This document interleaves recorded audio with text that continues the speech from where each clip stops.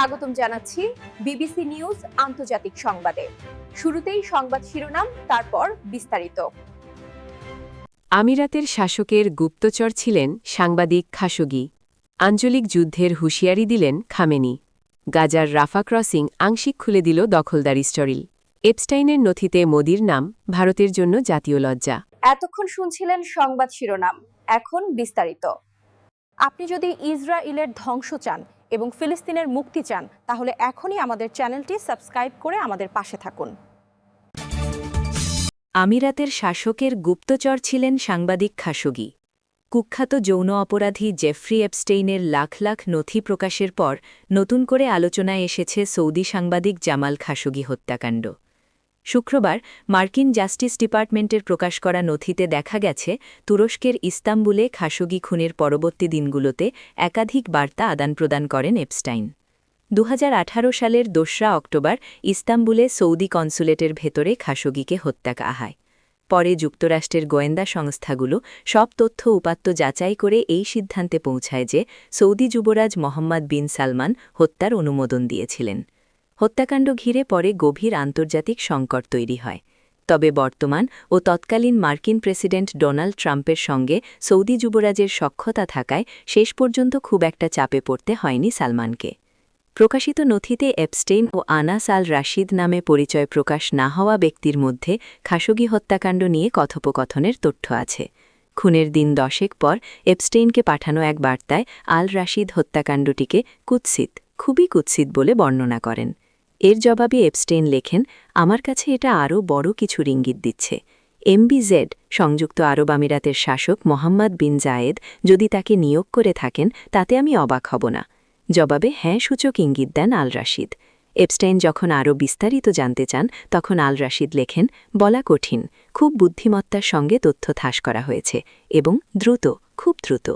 তিনি আরও যোগ করেন, এটা এখন একটি মিডিয়া যুদ্ধ। আমার মনে হয় সৌদিরা যদি আত্মপক্ষ সমর্থন শুরু না করে, তাহলে তারা ট্রাম্পকে হারাচ্ছে। আমার মতে সবচেয়ে ভালো প্রতিরক্ষা হল সত্য, যদি তা কুৎসিত হয়। আঞ্চলিক যুদ্ধের হুঁশিয়ারি দিলেন খামেনি। যুক্তরাষ্ট্র হামলা চালালে তা আঞ্চলিক সংঘাতে রূপ নিতে পারে বলে সতর্ক করেছেন ইরানের সর্বোচ্চ নেতা আয়াতুল্লাহ আলী খামেনি। ইরানের আশপাশে যুক্তরাষ্ট্রের ব্যাপক সামরিক উপস্থিতি ঘিরে সৃষ্ট উত্তেজনাকর পরিস্থিতির মাঝে ওই হুঁশিয়ারি দিয়েছেন দেশটির সর্বোচ্চ নেতা। রোববার ইরানের রাষ্ট্রীয় সংবাদ মাধ্যমের খবরে জানানো হয়, খামেনি বলেছেন, ট্রাম্প নিয়মিতই বলেন যে তিনি রণতরী এনেছেন। এসব দেখে ইরানি জাতি ভয় পায় না। ইরানি জনগণ এসব হুমকিতে বিচলিত হবে না। তিনি বলেন, আমরা হামলার সূচনাকারী নই এবং কোনো দেশকে আক্রমণ করতে চাই না। তবে যে কেউ আক্রমণ কিংবা হয়রানি করলে ইরানি জাতি তার বিরুদ্ধে শক্তি আঘাত হানবে। তবে ইরান যুক্তরাষ্ট্রের উত্তেজনায় কূটনৈতিক সমাধানের সম্ভাবনা এখনও রয়েছে বলে জানিয়েছে তেহরান। দেশটির সরকারি কর্মকর্তারা বলেছেন, তারা এমন ন্যায্য আলোচনার জন্য প্রস্তুত, যা তাদের প্রতিরক্ষামূলক সক্ষমতা খর্ব করার উদ্দেশ্যে নয়। বর্তমানে যুক্তরাষ্ট্রের নৌবাহিনীর 6টি ডেস্ট্রয়ার, একটি বিমানবাহী রণতরী এবং 3টি লিটোরাল কম্ব্যাট জাহাজ মধ্যপ্রাচ্যে মোতায়েন রয়েছে। গাজার রাফা ক্রসিং আংশিক খুলে দিল দখলদার ইসরায়েল। দীর্ঘ 2 বছর বন্ধ থাকার পর গাজা ও মিশরের মধ্যকার গুরুত্বপূর্ণ রাফা সীমান্ত ক্রসিংটি একটি পাইলট অপারেশন বা পরীক্ষামূলক কার্যক্রমের আওতায় আংশিকভাবে খুলে দিয়েছে দখলদার ইসরায়েল। ইসরায়েলি সংবাদ মাধ্যম ইয়েদিওত আহরোনট জানিয়েছে, সোমবার 2 ফেব্রুয়ারি থেকে এই সীমান্ত দিয়ে উভয়মুখী যাতায়াত শুরু হওয়ার সম্ভাবনা রয়েছে। ধারণা করা হচ্ছে, প্রতিদিন গাজা থেকে প্রায় 150 জন বাসিন্দা বাইরে যাওয়ার সুযোগ পাবেন এবং বিপরীতে প্রায় 50 জন গাজায় প্রবেশ করতে পারবেন। 2024 সালের মে মাসে ইসরায়েলি বাহিনী রাফা ক্রসিং দখল করার পর থেকে এটি মূলত বন্ধ ছিল, যা গাজার বেসামরিক নাগরিকদের জীবনযাত্রা ও মানবিক সহায়তা পৌঁছানোর পথে বড় অন্তরায় হয়ে দাঁড়ায়। ফিলিস্তিনি বেসামরিক বিষয়ক সমন্বয়কারী ইসরায়েলি প্রতিরক্ষা মন্ত্রণালয়ের সংস্থা কোগাট নিশ্চিত করেছে যে বর্তমানে শুধুমাত্র নির্দিষ্ট বাসিন্দাদের চলাচলের জন্য ক্রসিংটি খোলা হয়েছে। গাজা স্বাস্থ্য কর্মকর্তারা জানিয়েছেন, সীমান্ত খোলার অপেক্ষায় বর্তমানে প্রায় 200 জন রোগী জরুরি চিকিৎসার জন্য গাজা ছাড়ার অনুমতি পাওয়ার আশায় রয়েছেন। এছাড়া ফিলিস্তিনি কর্তৃপক্ষের সঙ্গে যুক্ত অন্তত 40 জন কর্মকর্তার একটি দল গাজায় তাদের কার্যক্রম শুরু করার জন্য মিশরীয় অংশে পৌঁছেছেন। এপস্টিনের নথিতে মোদির নাম, ভারতের জন্য জাতীয় লজ্জা। যুক্তরাষ্ট্রের কুখ্যাত যৌন নিপীড়ক জেফ্রি এপস্টিন সংশ্লিষ্ট কয়েক লাখ পৃষ্ঠা নতুন গোপন নথি উন্মোচন করেছে মার্কিন বিচার বিভাগ, জানিয়ে বর্তমানে ভারত জুড়ে তীব্র বিতর্ক সৃষ্টি হয়েছে।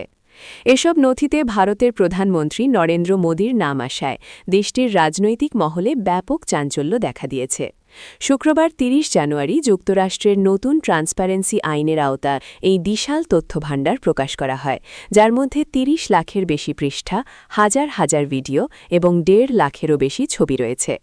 নথিতে মোদির নাম আসার পর শনিবার ৩১ জানুয়ারি ভারতের পররাষ্ট্র মন্ত্রণালয় এক আনুষ্ঠানিক বিবৃতিতে একে ভিত্তিহীন ও নিন্দনীয় বলে আখ্যা দিয়েছে। মন্ত্রণালয়ের মুখপাত্র রণধীর জয়সওয়াল এক ভিডিও বার্তায় জানান, জেফ্রি এপস্টিনের একটি কথিত ইমেলে প্রধানমন্ত্রী মোদির ২০১৭ সালের দখলদার ইসরায়েল সফরের উল্লেখ রয়েছে। ইনি স্পষ্ট করেন ওই ঐতিহাসিক সফরের তথ্যটি সত্য হলেও বাকি সব দাবি এক দণ্ডিত অপরাধীর কল্পনাপ্রসূত গল্প ছাড়া আর কিছুই নয়। ভারতের মতে এই নথিগুলোর কোনো বিশ্বাসযোগ্যতা নেই এবং এগুলো কেবলই জল ঘোলা করার অপচেষ্টা।